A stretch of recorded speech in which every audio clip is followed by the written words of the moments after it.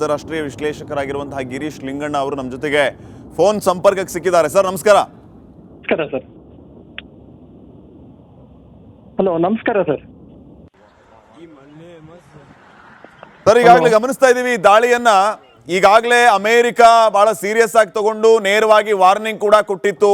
ಈ ರಕ್ಷಣಾ ಸಚಿವರ ಮಾತುಕತೆಯ ಸಂದರ್ಭದಲ್ಲಿ ಇಸ್ರೇಲ್ನ ಸ್ವಯಂ ರಕ್ಷಣೆಯನ್ನ ನಾವು ಬೆಂಬಲಿಸ್ತೀವಿ ಅನ್ನೋಂಥ ಮಾತನ್ನ ಹೇಳಿತ್ತು. ಹಿಜ್ಬುಲ್ಲಾ ಪ್ರತಿಕಾರ ದಾಳಿಯನ್ನ ಮಾಡಿದ್ರೆ ಪರಿಣಾಮವನ್ನು ಎದುರಿಸಬೇಕಾಗತ್ತೆ ಅಂತ. ಈಗ ರಿಟ್ಯಾಲಿಯೇಟ್ ಅಟ್ಯಾಕ್ ಅಂತ ಇದನ್ನ ಹೇಳ್ಬೋದು ಸರ್. ಈಗ ಅಮಾಯಕರು ಈ ರೀತಿಯ ಅಟ್ಯಾಕ್ ಅಲ್ಲಿ ಪ್ರಾಣ ಕಳ್ಕೊಳ್ಳುವಂತ ಪರಿಸ್ಥಿತಿ, ಇದನ್ನ ನೀವು ವಿಶ್ಲೇಷಕರಾಗಿ ಯಾವ ರೀತಿ ನೋಡ್ತೀರಿ? ಏನಾಗಬೇಕಾಗತ್ತೆ ಅಸಲಿಗೆ ಇಲ್ಲಿ? ನೋಡಿ, ಈಗಾಗಲೇ ಇರಾನ್ ಮಿಸೈಲ್ ಲಾಂಚ್ ಮಾಡಕ್ ಶುರುವಾಗಿ ಮಾಡಿದೆ. ಈಗ one hour back Iran missiles launch ಶುರುವಾಗಿದೆ ಇಸ್ರೇಲ್ ಮೇಲೆ. ಸೊ ಒಂದ್ ಕಡೆ ಹೆಜ್ಬೊಲ್ಲಾಗೆ ಇವರು ಗ್ರೌಂಡ್ ಇನ್ವೇಷನ್ ಮಾಡಕ್ ಶುರು ಮಾಡಿದ್ದಾರೆ. 1 ಅವರ್ ಮುಂಚೆನೆ ಅಮೆರಿಕ ಅವ್ರು ಹೇಳ್ತಾನೆ ಬಂದ್ರು ಬೆಳಿಗ್ಗೆಯಿಂದ Iran any time ballistic missile launch ಮಾಡುತ್ತೆ ಅಂತ. ಈಗಾಗಲೇ ಲಾಂಚ್ ಶುರು ಆಗಿದೆ. IDF ಅವರು ಅದನ್ನ ತಡಿತಾ ಇದ್ದಾರೆ. IDF ಅವರು ಮತ್ತೆ ಅಲ್ಲಿರೋ ಆರೋ 3 ಸಿಸ್ಟಮ್ ಆಗಲಿ, ಡೇವಿಡ್ ಸ್ಲಿಂಗ್ ಆಗಲಿ, ಐರನ್ ಡೋಮ್ ಆಗಲಿ, ಅದನ್ನ ರಕ್ಷಣೆ ಮಾಡ್ಕೊಳ್ಳೋಕೆ ಪ್ರಯತ್ನ ಆಗ್ಲೇ ನಡೀತಾ ಇದೆ ಒಂದ್ ಕಡೆಯಿಂದ. ಈಗ ಇದು ಯಾವ ಮಟ್ಟಕ್ಕೆ ಅತಿರೇಕಕ್ಕೆ ಹೋಗುತ್ತೆ ಅಂತ ನೋಡ್ಬೇಕಾಗ್ತದೆ ಈಗ. ಯಾಕಂದ್ರೆ ಇರಾನ್ ಅವರು ದಾಳಿ ಮಾಡ್ತಾರೆ ಅಂತ ಎಚ್ಚರಿಕೆ ಇತ್ತು, ಅಮೆರಿಕನ್ಸ್ ಬೆಳಿಗ್ಗೆಯಿಂದಾನೇ ಹೇಳ್ತಾ ಬರ್ತಿದ್ರು. ಬಟ್ ಈಗ ಸಡನ್ 1 ಅವರ್ ಮುಂಚೆ ನಡೆದಿರೋಂಥ ದಾಳಿ ಇದೆ ಸುದ್ದಿ. ಇದು ನಾನು ನಿಮ್ಗೆ ಹೇಳ್ತಾ ಇರೋದು. ಈಗಾಗಲೇ ಲಾಂಚ್ ಶುರುವಾಗಿದೆ.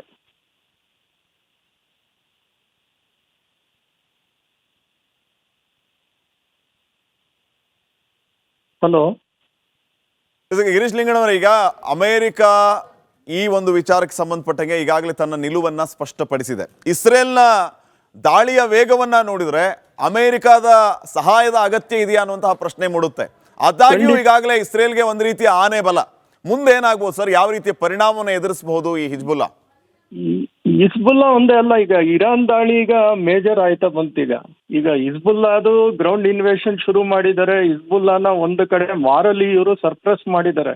ಬಟ್ ಈಗ ಸಡನ್ ಆಗಿ ಇರಾನ್ ನೇರವಾಗಿ ದಾಳಿಗಿಳಿದಿದೆ. ಈಗ 1 ಅವರ್ಗೆ ಮುಂಚೆ ವಾಷಿಂಗ್ಟನ್ ಪೋಸ್ಟ್ ತಗೊಳ್ಳಿ, WSJ ತಗೊಳ್ಳಿ, BBC ತಗೊಳ್ಳಿ, ಎಲ್ಲಾ ಕಡೆಯಿಂದನೂ ನ್ಯೂಸ್ ಬರ್ತಾ ಇದೆ ದಾಳಿ ಶುರು ಮಾಡಿದ್ದಾರೆ ಅಂತ. ಬಟ್ ಅಮೆರಿಕನ್ಸ್ ಅವರು ಮಧ್ಯದಲ್ಲಿ ಅವ್ರದ್ದು ಏರ್ಕ್ರಾಫ್ಟ್ ಕ್ಯಾರಿಯರ್ ಮತ್ತೆ ಜೋರ್ಡಾನ್ ಅಲ್ಲಿ ಇರುವಂತ ಅವ್ರ ಬೇಸಸ್, ಸಿರಿಯಾದ bases, they are all working ನಾವು. ಈಗ ಸ್ಟಾರ್ಟ್ ಮಾಡಿದ್ದಾರೆ ವರ್ಕ್. ಗಿರಿ ಸರ್, ಈಗ ಮಾತುಕತೆ ಆಗಿತ್ತಲ್ಲ ಸರ್, ಅವಾಗ ಈ ಅಮೆರಿಕ ಸ್ಟ್ಯಾಂಡ್ ಅವರು ಈಗ ನನಗನ್ಸಿ ಮಟ್ಟಿಗೆ ಒಂದು 4 ರಿಂದ 5 ಗಂಟೆ ಹಿಂದೆ ಈಗ ಹಿಜ್ಬುಲ್ಲಾ ಏನಾದ್ರೂ ಇಸ್ರೇಲ್ ಮೇಲೆ ಪ್ರತಿದಾಳಿಯನ್ನ ನಡೆಸಿದರೆ ನಾವು ಅವ್ರ ಜೊತೆಗೆ ನಿಲ್ತೀವಿ, ಯಾರ ಜೊತೆಗೆ? ಇಸ್ರೇಲ್ ಜೊತೆಗೆ ಗಂಭೀರ ಪರಿಣಾಮವನ್ನ ಎದುರಿಸಬೇಕಾಗತ್ತೆ ಅನ್ನುವಂತ ಮಾತನ್ನ ಹೇಳಿದ್ರು.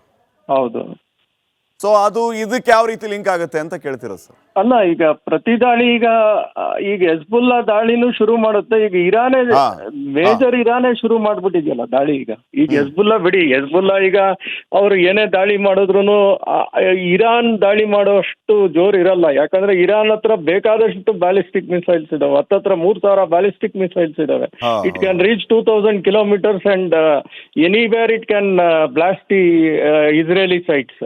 ಅಕಸ್ಮಾತ್ ಏನಾದ್ರು ಮಿಸ್ ಆದ್ರೆ ಇವರು ಇಂಟರ್ಸೆಪ್ಟ್ ಮಾಡಕ್ಕೆ. ಸೊ ಈಗ ಅಮೆರಿಕನ್ಸ್ ಈಗ ಫೋಕಸ್ ಹೆಜ್ಬುಲ್ಲಾಗಿಂತ ಈಗ ಇರಾನ್ ಮೇಲೆ ಫೋಕಸ್ ಶುರುವಾಗಿದೆ 1 ಅವರ್ ಇಂದ. ಸೊ ಹೆಜ್ಬುಲ್ಲಾ ಬಿಡಿ, they are only doing the ground invasion. ಅವ್ರ ಪ್ರಕಾರ ಏನು 30 ಕಿಲೋಮೀಟರ್ ಮಾತ್ರ ಮಾಡ್ತೀವಿ, 30 ಕಿಲೋಮೀಟರ್ ಹಿಂದೆ ಹೋಗ್ಲಿ ಹೆಜ್ಬುಲ್ಲಾದವರು. ಸೊ ನಾವು ನಾರ್ತ್ ಇಸ್ರೇಲಿಗೆ ನಮ್ಮ ಜನನ ಅಲ್ಲಿ ಯಾರು 60,000 ಜನ ಇಸ್ರೇಲಿಗೆ ಬಂದಿದ್ದಾರೆ ನಾರ್ತ್ ಇಸ್ರೇಲ್ ಇಂದ, ಅವ್ರನ್ನೆಲ್ಲ ನಾವು ಹೋಗಿ ಅವ್ರನ್ನ ಮತ್ತೆ ಅವ್ರ ಜಾಗಕ್ಕೆ ಹೋಗಂಗೆ ನಾವು ಅವಕಾಶ ಮಾಡಿಕೊಡ್ತೀವಿ. ಅದರಿಂದ 30 ಕಿಲೋಮೀಟರ್ ಅಷ್ಟು ಮಾತ್ರ ನಾವು ದಾಳಿ ಮಾಡ್ತೀವಿ ಗ್ರೌಂಡ್ ಫೋರ್ಸ್ ಅಲ್ಲಿ ಅಂತ ಹೇಳಿತ್ತು. ಅದರಿಂದ ರಿಟಾಲಿಯೇಟ್ ಮಾಡಿದ್ರೆ ಹೆಜ್ಬುಲ್ಲಾ, ಅಮೆರಿಕ ನಾವು ನಿಮ್ ಜೊತೆ ಇರ್ತೀವಿ ಅಂತ ಹೇಳಿತ್ತು. ಈಗ 1 ಅವರ್ ಮುಂಚೆ ನೋಡಿದ್ರೆ ಇರಾನೇ ಶುರು ಮಾಡ್ಬಿಟ್ಟಿದೆ ದಾಳಿ ಮಾಡಕ್ ಇಸ್ರೇಲ್ ಮೇಲೆ. ಕೊಟ್ಟಿತ್ತು ಇರಾನ್ ಅಮೆರಿಕ, ಬಟ್ ಈಗ 1 ಅವರ್ ಮುಂಚೆ ದಾಳಿನೇ ಶುರುವಾಗಿದೆ. ಸರ್, ಈಗ 3ನೇ ಮಹಾಯುದ್ಧದ ಭೀತಿ ಆರಂಭ ಆಯ್ತು ಅಂತ ಅನ್ಕೋಬಹುದಾ ನಾವು? ಹೇಳಕ್ ಬರಲ್ಲ. ಇದು ಏನಾದ್ರೂ ಚೈನಾ, ರಷ್ಯಾ ಇದೇ ಒಂದು ಅವಕಾಶ ತಗೊಂಡು ಇರಾನಿಗೆ ಸಪೋರ್ಟ್ ಮಾಡಕ್ ಹೋದ್ರೆ ತುಂಬಾನೇ ದೊಡ್ಡ ಮಟ್ಟದಲ್ಲಿ ಆಗುತ್ತೆ. 3ನೇ ವಾರ ಆಗುತ್ತೋ ಇಲ್ಲೋ ನನ್ಗೆ ಹೇಳಕ್ ಬರಲ್ಲ. ಬಟ್ ವಾರ ಅಂತೂ ದೊಡ್ಡ ಮಟ್ಟದಲ್ಲಂತೂ ಶುರುವಾಗತ್ತೆ. ಅದು ಅಷ್ಟು ಬೇಗ ಆರಂಗ್ ಕಾಣಲ್ಲ. ಇದು ಏನಾದ್ರು ದೊಡ್ಡ ಮಟ್ಟಕ್ಕೆ ಶುರುವಾದ್ರೆ ಗ್ಲೋಬಲ್ ಎಕನಾಮಿನೇ ಅಲ್ಲೋಲ ಕಲ್ಲೋಲ ಆಗುತ್ತೆ. ಭಾರತದೊಂದೇ ಅಲ್ಲ, ಗ್ಲೋಬಲ್ ಎಕನಾಮಿನೇ ಅಲ್ಲೋಲ ಕಲ್ಲೋಲ ಆಗ್ಬಿಡುತ್ತೆ ಈಗ. ಸರ್, ಇನ್ನೊಂದು ಬಹಳ ಮುಖ್ಯವಾಗಿ ಈ ಯುದ್ಧ ಇಂದು ನಿನ್ನೆದಲ್ಲ. ಸೊ 1980ರ ಇತಿಹಾಸವನ್ನು ಕೂಡ ನಾವು ನೋಡ್ತಾ ಇದ್ವಿ. ಜೊತೆಗೆ ಅವತ್ತು ಕೂಡ ಪ್ಯಾಲೆಸ್ಟೀನೇ ಕಾರಣ ಆಯಿತು, ಇದಕ್ಕೂ ಕೂಡ ಪ್ಯಾಲೆಸ್ಟೀನೇ ಕಾರಣ. ಯಾಕೆ ಇಷ್ಟೊಂದು ದ್ವೇಷ, ಏನಾಗ್ತಾ ಇದೆ ಹಾಗಾದ್ರೆ? ಇದ್ರ ಹಿನ್ನೆಲೆ ಸ್ವಲ್ಪ ಹೇಳ್ಬೋದಾ ಸರ್? ಅವರು ಕೇಳ್ತಾ ಇರೋದು ಒಂದೇ ಇದು, ಈಗ ನಮ್ಮ ಪ್ಯಾಲೆಸ್ಟೈನ್ ಅನ್ನೋದು ಒಂದು ರಾಷ್ಟ್ರವನ್ನು ನಮಗೆ ಮಾಡಿಕೊಟ್ಬಿಡಿ. ಯಾಕಂದ್ರೆ ಈಗ 2 ಪ್ಯಾಲೆಸ್ಟೈನ್ ಅಲ್ಲಿದೆ, ಒಂದು ಹಮಾಸ್ ಗಾಜಾ ಮತ್ತೆ ಇನ್ನೊಂದು ವೆಸ್ಟ್ ಬ್ಯಾಂಕ್. ಈ 2 ಮಧ್ಯೆ ಬರೋದು ಇಸ್ರೇಲ್. ಅವ್ರು ಏನ್ ಹೇಳ್ತಾರೆ, ಈ 2 ಬೇರೆ ಬೇರೆ ಸ್ಟೇಟ್ ಇಟ್ಕೊಂಡು ನಾವು ಕರೆಕ್ಟ್ ಆಗಿ ನಾವು ರೂಲ್ ಮಾಡಕ್ ಆಗ್ತಿಲ್ಲ. ಜೊತೆಯಲ್ಲಿ ಇಸ್ರೇಲ್ ನ ತುಂಬಾನೇ ಇನ್ನೊಂದು ಅಪ್ಡೇಟ್ಸ್ ಲಭ್ಯವಾಗ್ತಾ ಇದೆ, ಮತ್ತೆ ನಿಮ್ಮನ್ನ ಸಂಪರ್ಕ ಮಾಡ್ತೀನಿ. ಇಸ್ರೇಲ್ ರಾಜಧಾನಿ ಟೆಲ್ ಅವೀವ್ನಲ್ಲಿ ಉಗ್ರರಿಂದ ದಾಳಿಯನ್ನ ನಡೆಸಲಾಗ್ತಾ ಇದೆ. ಮನ ಬಂದಂತೆ ಗುಂಡಿನ ದಾಳಿಯನ್ನ ನಡೆಸಿದ್ದಾರೆ ಇಬ್ಬರು ಉಗ್ರರ ಗುಂಡಿನ ದಾಳಿಯಲ್ಲಿ 4 ಸಾವನ್ನಪ್ಪಿದ್ದಾರೆ. 7ಕ್ಕೂ ಹೆಚ್ಚು ಜನರಿಗೂ ಕೂಡ ಗಂಭೀರವಾದಂತ ಗಾಯ ಆಗ್ತಾ ಇದೆ. ಇಬ್ಬರು ಉಗ್ರರನ್ನ ಈಗಾಗಲೇ ಇಸ್ರೇಲ್ ಹೊಡೆದುರುಳಿಸಿದೆ ಅನ್ನುವಂತ ಡೀಟೇಲ್ಸ್ ಸಿಗ್ತಾ ಇದೆ. مطارنا دخل يا ولاد. لا لا لا مطار لا لا لا مطارنا دخل لا لا لا لا المطار طال المطار ده نعم تحرك 200 المطار. يا رب الله يا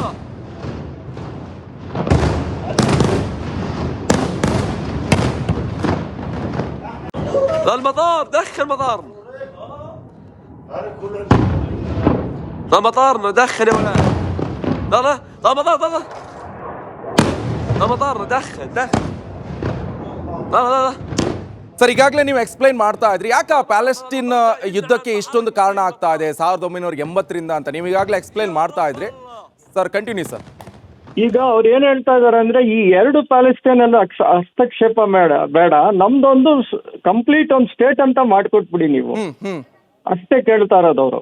ನೀವು ಒಂದು ಪೋರ್ಷನ್ ಇಸ್ರೇಲ್ ಬಿಟ್ಬಿಟ್ಟು ಗಾಜಾ ಮತ್ತೆ ಪ್ಯಾಲೆಸ್ಟೈನ್ ಎಲ್ಲ ಒಂದು ದೇಶ ಮಾಡ್ಕೊಡಿ, ನಮ್ದೇ ಆದ ಒಂದು ದೇಶ ಮಾಡ್ಕೊಡಿ. ಈಗೆಲ್ಲ ಛಿದ್ರವಾಗಿರೋ ದೇಶ, ಒಂದ್ ಕಡೆ ಗಾಜಾ ಒಂದ್ ಕಡೆ ಇದೆ, ಈ ಕಡೆ ವೆಸ್ಟ್ ಬ್ಯಾಂಕ್ ಒಂದ್ ಕಡೆ ಇದೆ, ಮಧ್ಯದಲ್ಲಿ ಗೋಲಾನ್ ಹೈಟ್ಸ್ ಅಲ್ಲಿ ಒಂದು ಇಶ್ಯೂ ಆಗ್ತಾ ಇದೆ. ಸೊ ಇದೆಲ್ಲ ಬೇಡ, ನಮ್ದೇ ಆದ ಪ್ರತ್ಯೇಕವಾದ ರಾಷ್ಟ್ರವನ್ನು ಕೇಳ್ತಾ ಇದ್ದೀವಿ. ಇದನ್ನ ಭಾರತನೂ ಸಪೋರ್ಟ್ ಮಾಡ್ತಿದೆ, ಅವ್ರದೇ ಒಂದು ರಾಷ್ಟ್ರ ಮಾಡ್ಕೊಡಿ ಅಂತ ವಿಶ್ವ ಮಟ್ಟದಲ್ಲಿ ಎಲ್ಲರೂ ಸಪೋರ್ಟ್ ಮಾಡ್ತಾ ಇದ್ದಾರೆ. ಇದಕ್ಕೆ ಅವ್ರದೇ ಪ್ಯಾಲೆಸ್ಟೈನ್ ಅಂತ ಒಂದು ರಾಷ್ಟ್ರ ಅಂತ ಮಾಡ್ಕೊಟ್ಬಿಟ್ರೆ ಈ ಒಂದು ಗಲಾಟಿಗೆ ಒಂದು ಅಂತ್ಯ ಕಾಣುತ್ತೆ ಅಂತಾನು ಎಲ್ಲರೂ ಅದನ್ನೇ ಪ್ರತಿಪಾದಿಸ್ತಾ ಇರೋದು. ಸರ್, ಈಗ ಇರಾನ್ ಹಾಗೆ ಇಸ್ರೇಲಿಗೆ ಈ ಗಡಿ ರೇಖೆ ಅನ್ನುವಂಥದ್ದು ಬಹಳ ದೂರವಾಗಿದೆ. ಯಾವ ಗ್ಯಾರಂಟಿ ಮೇಲೆ ಈ ತರ ದಾಳಿ ಮಾಡ್ತಾ ಇದೆ? ನೆಕ್ಸ್ಟ್ ಮಧ್ಯೆ ಇರುವಂತ ರಾಷ್ಟ್ರಕ್ಕೂ ತೊಂದರೆ ಆಗ್ತಾ ಇದೆ. ಇರಾನಿಗೆ ಎಷ್ಟೊಂದು ಧೈರ್ಯ ಹೇಗೆ ಅಂತ ಈಸ್ರೇಲ್ ಅಲ್ಲಿ ನಾವು ನೋಡ್ತಾ ಇರಬೇಕಾದ್ರೆ ಸಾಕಷ್ಟು ಯುದ್ಧಾಸ್ತ್ರಗಳಿದೆ, ಐರನ್ ಡೋಮ್ ವ್ಯವಸ್ಥೆ ಇದೆ. ಆದ್ರೆ ಈ ಬಂಡ ಧೈರ್ಯ ಯಾಕೆ ಅಂತ ಈಗ ಇರಾನ್ಗೆ? ಇಲ್ಲ, ಈಗ ಇರಾನ್ ಹತ್ರ ನೋಡಿ, they have got ballistic missiles ಅಂದ್ರೆ ಅದು 2000-3000 ಕಿಲೋಮೀಟರ್ ಅಷ್ಟು ದೂರದಲ್ಲಿ ಹೋಗಿ ರೀಚ್ ಆಗತ್ತೆ. ಅದು ಎಷ್ಟು ಮ್ಯಾಕ್ಸಿಮಮ್ 15 ನಿಮಿಷದಲ್ಲಿ ರೀಚ್ ಆಗತ್ತೆ. ಇರಾನಿಂದ ಒಂದು ಮಿಸೈಲ್ ಉಡಾಯಿಸಿದ್ರೆ ಬ್ಯಾಲಿಸ್ಟಿಕ್ ಮಿಸೈಲ್ ಹತ್ತತ್ರ 12ರಿಂದ 15 ನಿಮಿಷದಲ್ಲಿ ಇಸ್ರೇಲಿಗೆ ಹೋಗಿ ಹೊಡೆಯುತ್ತದು. ಸೊ ಇಲ್ಲಿ ಮಧ್ಯದಲ್ಲಿರೋ ರಾಷ್ಟ್ರಗಳು ಬಂದು ಹತ್ರದಲ್ಲಿರೋ ರಾಷ್ಟ್ರಗಳಂದ್ರೆ ಇರಾಕ್ ಬರುತ್ತೆ, ಜೋರ್ಡಾನ್ ಬರುತ್ತೆ. ಈ 2 ರಾಷ್ಟ್ರಗಳಲ್ಲಿ ಇವ್ರದ್ದಿದೆ ಏನೋ ಅಮೆರಿಕನ್ ಬೇಸಸ್ ಇದೆ, ಅದನ್ನ ಇಂಟರ್ಸೆಪ್ಟ್ ಮಾಡ್ತಾರೆ. ಬಟ್ ಆ ವೇಗ ಎಷ್ಟು, ಇದೆಲ್ಲ ಹೈಪರ್ಸಾನಿಕ್ ಮಿಸೈಲ್ಸ್ ಅಂತಾರೆ, ಅಂದ್ರೆ ಸೌಂಡ್ಗಿಂತ 5 ಪಟ್ಟು ಅಷ್ಟು ವೇಗ ಜಾಸ್ತಿಯಲ್ಲಿ ಹೋಗ್ತಾ ಇರುತ್ತೆ ಆ ಮಿಸೈಲ್ಸ್. ಅಕಸ್ಮಾತ್ ಒಂದು ಇಂಟರ್ಸೆಪ್ಟ್ ತಪ್ಪಾಯ್ತು ಅಂತ ಇಟ್ಕೊಳ್ಳಿ, ಯಾವ್ದಾದ್ರು ಒಂದ್ ಕಡೆ ಬ್ಲಾಸ್ಟ್ ಆಯ್ತು ಅಂದ್ಕೊಳ್ಳಿ, ಬಹಳ ಹಾನಿಕರವಾಗುತ್ತೆ. ಅವರು 2000-3000 ಬ್ಯಾಲಿಸ್ಟಿಕ್ ಮಿಸೈಲ್ಸ್ ಇಟ್ಕೊಂಡು ಒಂದೇ ಸಮ ಲಾಂಚ್ ಮಾಡ್ತಾ ಇದ್ರೆ ತೀರ್ವಾನೇ ತೊಂದರೆ ಆಗುತ್ತೆ. ಈ ಕಡೆ ಅಮೆರಿಕನ್ಸ್ ಅವ್ರು ಸಪೋರ್ಟ್ ಮಾಡ್ತಾ ಇರಬೇಕು, ಈ ಕಡೆ ಇಸ್ರೇಲ್ ಡೋಮ್ ಸಿಸ್ಟಮ್ಸ್ ವರ್ಕ್ ಆಗ್ತಾ ಇರಬೇಕು. ಅದು ಬಹಳನೇ ಸ್ಟ್ರೆಸ್ಫುಲ್ ಕೆಲಸ. ಆಮೇಲೆ 100ಕ್ಕೆ 100 ಸಕ್ಸಸ್ ಆಗ್ತೀವಿ ಅಂತಾನು ಹೇಳಕ್ ಬರಲ್ಲ. 1-2 ಬಿದ್ರೂ ಅಲ್ಲಾಗ ಅನಾಹುತಗಳು ಬಹಳ ಹೆಚ್ಚು. ಒಂದು. ಎರಡನೇದು, ಇರಾನ್ಗೆ ನ್ಯೂಕ್ಲಿಯರ್ ವೆಪನ್ಸ್ ಮಾಡೋ ಅಷ್ಟು ಕೇಪಬಿಲಿಟಿ ಆಗ್ಲೇ ಅದು ಬೆಳೆಸ್ಕೊಂಡಿದೆ. ಅವ್ರ ಹತ್ರ ಈಗ ಎನ್ರಿಚ್ಡ್ ಯುರೇನಿಯಂ ಅಂತ ಇರೋದ್ರಿಂದ ಹತ್ತತ್ರ 1 ವಾರ 2 ವಾರದಲ್ಲಿ ಒಂದು ನ್ಯೂಕ್ಲಿಯರ್ ವಾರೆಡ್ ಮಾಡೋ ಅಷ್ಟು ಕೇಪಬಿಲಿಟಿ ಇರಾನ್ ಹತ್ರ ಇದೆ. ಒಂದು ನ್ಯೂಕ್ಲಿಯರ್ ವೆಪನ್ ಹಾಕಿದ್ರೆ ಸಾಕು, ಇಡೀ ಇಸ್ರೇಲ್ ಆಗ್ಲಿ ಅಕ್ಕಪಕ್ಕ ರಾಷ್ಟ್ರಗಳು ಧ್ವಂಸ ಆಗೋದ್ರಲ್ಲಿ ಯಾವುದೇ ಏನೇ ಪ್ರಿವೆಂಟ್ ಮಾಡೋಕ್ಕಾಗಲ್ಲ, ಒಂದು ನ್ಯೂಕ್ಲಿಯರ್ ವೆಪನ್ ಬಿತ್ತು ಅಂದ್ರೂ. ಸೊ ಜೊತೆಯಲ್ಲಿ ಚೈನಾ ರಷ್ಯಾ ಒಂದ್ ಕಡೆಯಿಂದ ಮಾರಲಿ ಸಪೋರ್ಟ್ ಮಾಡ್ಕೊತಾನೆ ಬರ್ತಾ ಇದೆ ಇರಾನಿಗೆ. ಸೊ ಇವರ ಕೈ ಜೋಡಿಸಿದ್ರೆ, ಇವ್ರ ಹತ್ರ ಇರೋ ಟೆಕ್ನಾಲಜಿ ಎಲ್ಲ ಕೈ ಜೋಡಿಸಿದ್ರೆ, ಒಂದು ಇಸ್ರೇಲ್ ರಾಷ್ಟ್ರ ಆಮೇಲೆ ಅಮೆರಿಕ ಅಲ್ಲಿಂದ ಎಷ್ಟು ಅಂತ ಸಪೋರ್ಟ್ ಮಾಡುತ್ತೆ. ಈಗಾಗಲೇ ತಿಂಗಳಾನುಗಟ್ಲೆ ಅವ್ರ ಹಡಗುಗಳನ್ನ ಅಲ್ಲಿ ನಿಲ್ಸ್ಕೊಂಡು ಕೂತಿದ್ದಾರೆ ಅವರು.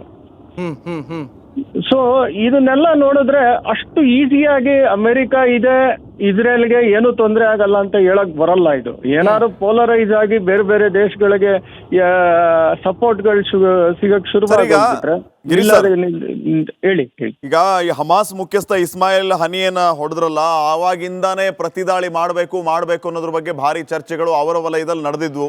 ಅವಾಗ US ನ ಜನರಲ್ ಸೆಕ್ರೆಟರಿ G7 ಎಲ್ಲ ದೇಶಗಳಿಗೆ ಒಂದು ಮೆಸೇಜ್ ಕೂಡ ಪಾಸ್ ಮಾಡಿದ್ರು, ಯಾವಾಗ ಬೇಕಾದ್ರೂ ಈ ರೀತಿಯ ದಾಳಿ ಆಗ್ಬಹುದು ಅಂತ. ಸೊ ಈಗ ರಾಜತಾಂತ್ರಿಕ ಒತ್ತಡವನ್ನ ಹೇರಿ ಆದರೂ ಅಥವಾ ಪೇಷನ್ಸ್ ಅನ್ನ ಕಾಯ್ದುಕೊಳ್ಳಿ ಅಂತ ಹೇಳುವುದರ ಮೂಲಕ ಪರಿಸ್ಥಿತಿಯನ್ನ ತಹಬದಿಗೆ ತರಬಹುದಾ ಅಥವಾ ಮುಂದೆ ಏನಾಗ್ಬೋದು ಅಂತ ಫೈನಲ್? ಇಲ್ಲ, ಡಿಪ್ಲೊಮ್ಯಾಟಿಕ್ ಸೊಲ್ಯೂಷನ್ಸ್ ಅಂತ UN US ಎಲ್ಲಾರು ಸೇರಿ ಒಂದ್ ಏನಾದ್ರು ಮಾಡಿದ್ರೆ ನಿಲ್ಬಹುದು. ಈ ಒಂದು ಅತಿರೇಕಕ್ಕೆ ಹೋಗ್ತಾ ಇರೋ ಪರಿಸ್ಥಿತಿ ನಿಲ್ಬಹುದು. ಬಟ್ ಹಾನಿ ಅಂತೂ ತಡಿಯಕ್ ಆಗಲ್ಲ. ಇದೇನು ನಾಳೆ ಬೆಳಿಗ್ಗೆ ಮಾತುಕತೆ ಆಗಿ ನಾಳೆನೆ ನಿಲ್ತೋಗಲ್ಲ. ಇದು ವಾರಾನ್ಗಟ್ಲೆ ಎಳೆಯುವಂತ ಒಂದು ಮಾತುಕತೆ. ಅಷ್ಟರಲ್ಲಿ ಎಷ್ಟು ಸಾವು ನೋವುಗಳಾಗ್ತಾವೋ, ಎಷ್ಟು ಜನ ಸಿವಿಲಿಯನ್ಸ್ ಆಯ್ತಾರೋ ಎರಡು ಕಡೆನೂ ಹೇಳಕ್ಕೆ ಬರಲ್ಲ ಇದು. ಸೊ ಈಗ ಶುರುವಾಗಿದೆ, ಈಗ ವಾರ ಅಂತೂ ಶುರುವಾಗಿದೆ ಇಬ್ಬರ ಮಧ್ಯನೂ. ಸೊ ಇದು ಎಲ್ಲಿಗೆ ಹೋಗಿ ನಿಲ್ಲುತ್ತೆ ಅಂತ ಕಾಯ್ಬೇಕಾಗ್ತದೆ. ನಮ್ ಭಾರತಕ್ಕಂತೂ ಬಹಳನೇ ಹಾನಿಕರ ಆಗ್ತದೆ. ಯಾಕಂದ್ರೆ ಈ ಕಡೆ ಹೌತೀಸ್ ದಾಳಿ ಮಾಡಕ್ ಶುರು ಮಾಡಿದ್ದಾರೆ, ಆ ಕಡೆ ಹೆಜ್ಬೊಲ್ಲಾ ದಾಳಿ ಮಾಡ್ತಾರೆ, ಈ ಕಡೆ ಇರಾನ್ ದಾಳಿ ಮಾಡ್ತಾರೆ, ಈ ಕಡೆ ಸಿರಿಯಾ ಇಂದ ಹೊಡಿಯಕ್ ಶುರು ಮಾಡ್ತಾರೆ. ನಮ್ಗೆ ರೆಡ್ ಸಿ, ನಮ್ಗೆ 90% ಆಯಿಲ್ ಆ ಕಡೆಯಿಂದ ಬರ್ತಾ ಇದೆ. ಅದಕ್ಕೆಲ್ಲ ಏನಾರ ತೊಂದ್ರೆ ಆದ್ರೆ ನಾವು ಇನ್ಫ್ಲೇಷನ್ ನಮ್ಗೆ ತಡೆಯೋ ಅಷ್ಟು ಶಕ್ತಿ ಅಂತೂ ಭಾರತಕ್ಕೆ ಇಲ್ಲೇ ಇಲ್ಲ ಈಗಿನ ಪರಿಸ್ಥಿತಿಲಿ. Fine. Thank you Girish Linganna sir, Republic ಅನ್ನ ಜೊತೆಗೆ ಮಾತಾಡಿದ್ರು.